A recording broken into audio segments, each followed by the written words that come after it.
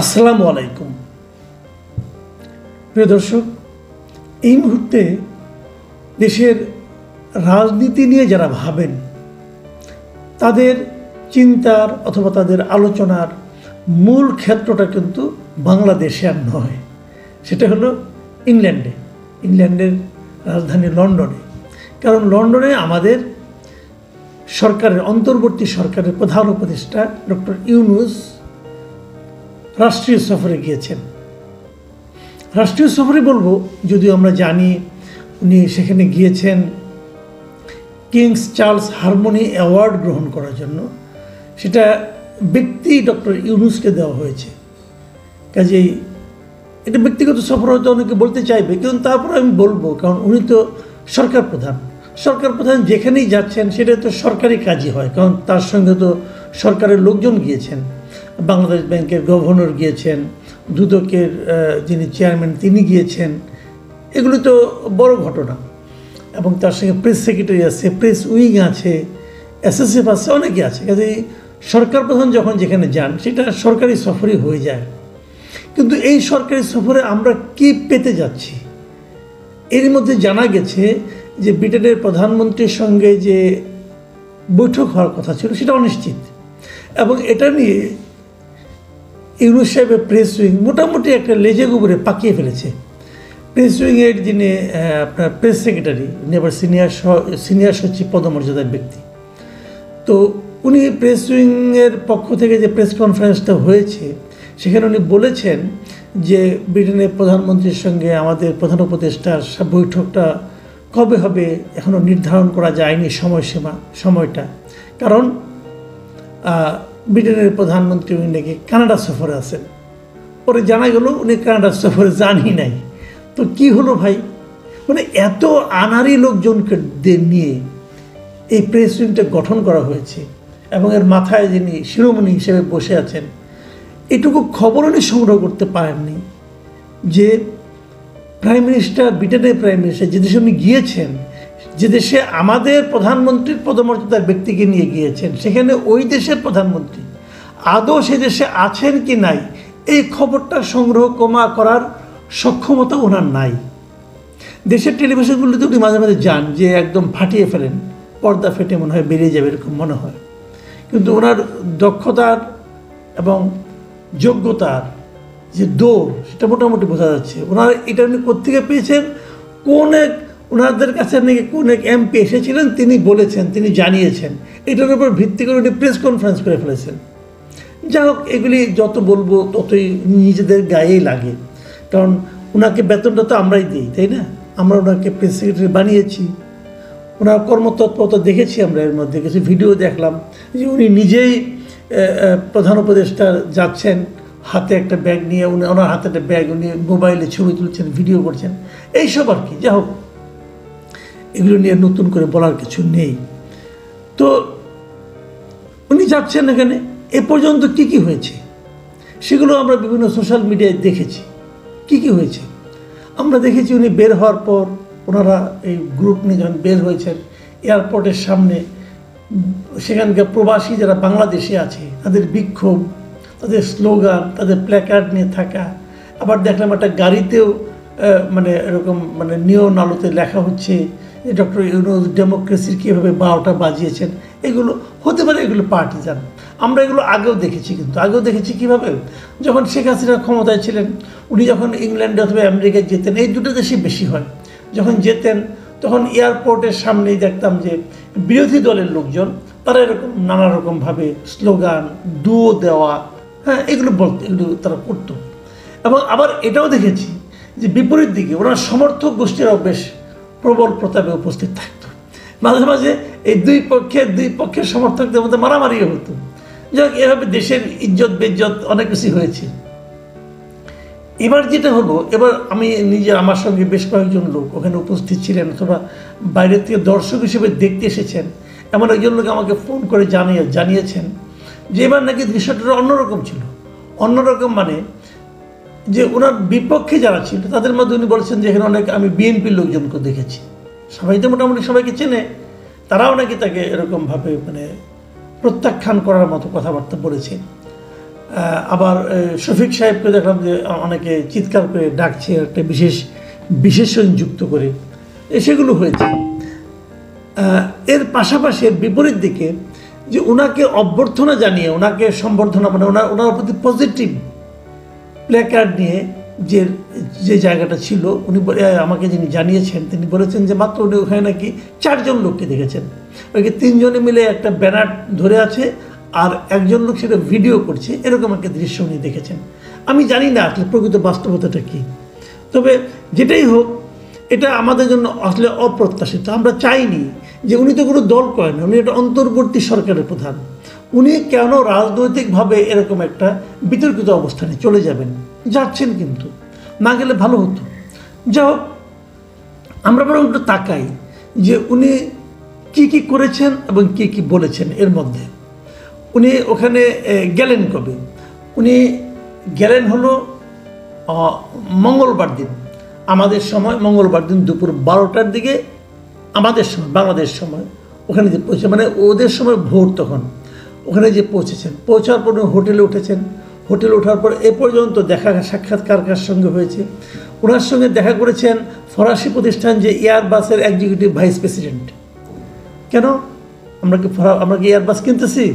Airbus কেনার একটা ব্যাপার কিন্তু আমরা দেখেছি যে ফরাসি প্রেসিডেন্ট যিনি আছেন, মানে ওদের রাষ্ট্রীয় প্রেসিডেন্ট যিনি আছেন, তিনি বাংলাদেশ সফরে এসেছিলেন। হাসিনার সঙ্গে কি মিটিং হয়েছিল, তখন এয়ারবাস কেনার একটা প্রকল্প হাতে নেওয়া হয়েছিল, সেটা পরে আর বাস্তবায়িত হয়নি। যাই হোক, ওনার সঙ্গে দেখা হয়েছে। আর দেখা হয়েছে যে অল পার্টি পার্লামেন্টারি গ্রুপের একটা যুক্তরাজ্যের একদল সংসদ সদস্য তার সঙ্গে সাক্ষাৎ করেছেন। বেসিক্যালি এখানে বাঙালি যারা নির্বাচিত হয়েছেন এরাও অনেকে ছিলেন এখানে, কিন্তু টিউলিপ সিদ্দিক ছিলেন না। এটা খুব ইন্টারেস্টিং। ছাড়া অন্য অনেকে ছিলেন। তার সঙ্গে ওনার দেখা হয়েছে, ওই দিনই দেখা হয়েছে, প্রথম দিনই মঙ্গলবার দিনে, যে কমনওয়েলথের মহাসচিব শার্লি আয়রকর বোচওয়ে, ওনার সঙ্গে ওনার দেখা সাক্ষাৎ হয়েছে। সেগুলো নিয়ে অনেক প্রেস উইং আমাদের কাছে বিবৃতি পাঠিয়েছে, আমি ওখান থেকেই নিচ্ছি তথ্যগুলো। বুধবার দিন, মানে পরের দিন ওনার সঙ্গে দেখা হয়েছে যুক্তরাজ্যের জাতীয় নিরাপত্তা উপদেষ্টা জোনাথন পাওয়েলের সঙ্গে বৈঠক হয়েছে ছোটোখাটো একটা। এরপর লন্ডনের প্রভাবশালী নীতি গবেষণা প্রতিষ্ঠান যেটা আছে চ্যাথাম হাউস, এই চ্যাথাম হাউসে বুধবার দিন সকালে উনি গিয়েছিলেন।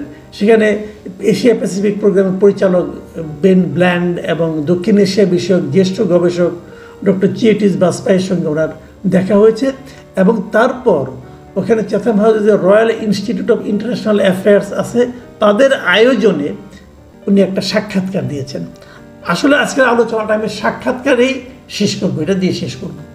সেই সাক্ষাৎকারে কী আলোচনা হয়েছে এবং উনি কী বলেছেন, এই জায়গাটুকু একটু বলি। উনি সেখানে বলেছেন, যে কথাটা খুব জোর দিয়ে বলেছেন, সেটা হলো যে 17 বছর পর আমরা সত্যিকারের একটি নির্বাচন করতে যাচ্ছি, যা আমাদের ইতিহাসে সবচেয়ে সুন্দর নির্বাচন হবে। মাথায় রাখবেন, ডক্টর ইউনূস বলেছেন আমাদের ইতিহাসে, বাংলাদেশের ইতিহাসে সবচেয়ে সুন্দর নির্বাচনটা উনি উপহার দিতে যাচ্ছেন। ওনার এই বক্তব্য নিয়ে আমার বিশাল আপত্তির বিষয়টা নিয়ে আমি পরে আলোচনা করছি। তারপরে আমি এই ফাঁকে আরেকটা কিছু কথা বলে নিই। উনি এখানে আরেকটা জিনিস জানিয়েছেন যে নির্বাচনের পর নির্বাচিত সরকারের কোনো দায়িত্বে আমার থাকার কোনো ইচ্ছে নেই।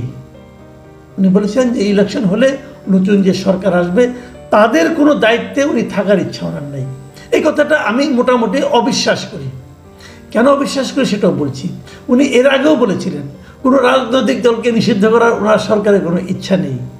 সেই যে ইচ্ছা নেই, সেই ইচ্ছা নেই চেহারাটা আমরা এরই মধ্যে দেখেছি। কাজে উনি যখন বলেন যে ইচ্ছা নেই, তখন বোঝা যায় যে একটা ইচ্ছা আসলে আছে, না হলে এরকম হতো না। যাই হোক, এটা আমার ধারণা উনি থেকে যাওয়ার চেষ্টা করবেন। কীভাবে পারবেন আমি জানি না। এবং কেউ আমাকে একথাও বলেছেন, তারেক রহমানের সঙ্গে যে মিটিংটা হচ্ছে 13 তারিখে শুক্রবার দিন যেটা হওয়ার কথা, সেই মিটিংটা বেসিক্যালি এই আলোকেই হচ্ছে যে কোনোভাবে অ্যাকোমোডেট করা যায় কি না, দেখা যাক কী হয়। এবং উনি আরেকটা কথা বলেছেন যে নতুন বাংলাদেশ তৈরির জন্য একটা সংস্কার কমিশন গঠন করা হয়েছে। প্রত্যেকটা প্রতিষ্ঠানের জন্য উনি কমিশন গঠন করেছেন, তাদের সুপারিশের দিকে উনি তাকিয়েছেন। এটা হচ্ছে একটা আমার বিবেচনা একটা বিশাল অশ্বডিম্ব। অসম্ভব এই কারণে উনি যে সংস্কার কমিশনগুলি গঠন করেছেন, এই একটা কমিশনও কোনো কাজের কমিশন হয়নি আমার বিবেচনায়। আমি মনে করি সবগুলো আপ টু দ্য মার্ক হয়নি। এই কমিশনগুলো খুবই বিদেশি লোকজনকে, ভাড়াটে লোকজনকে এনে, কিছু ভাড়াটে বুদ্ধিজীবীদের এনে ওনারা সংস্কার করছেন আমাদের দেশের সংস্কার। যে লোকগুলি সংস্কারের মূল নায়ক ওরা তো এই দেশে থাকেই না, ওরা বিদেশের নাগরিক, ওরা আমাদের কি সংস্কার করে দেবে? আর যদি তারা করে সেটা আমরা মানবো কেন? আমাদের কি লোকজন নেই? আমরা কি এতই মূর্খ হয়ে গেছি যে আমেরিকার নাগরিক এসে আমাদের সংস্কার করে দেবে?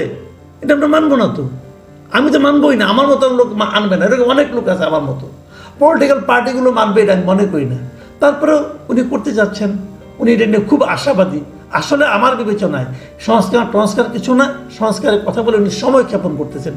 যা হোক, এটা আরেকটা বড় বিতর্কিত কাজ উনি করতে যাচ্ছেন, সেটা হলো উনি জুলাই সনদের জন্য অপেক্ষা করছেন। এই জুলাই সনদ জিনিসটা আসলে কী হবে সেটা নিয়েও কিন্তু একটা বড় বিতর্ক সামনে দিকে আছে। আমি আগামীতে এটা নিয়ে আলোচনা করব। এখন যে আলোচনাটা যে শেষ করি, ওই যে বলতেছেন যে ইতিহাসের সবচেয়ে সুন্দর নির্বাচন উনি উপহার দেবেন জাতিকে, কিভাবে দেবেন? আমি এটার উপর মোটেই আস্থা রাখি না।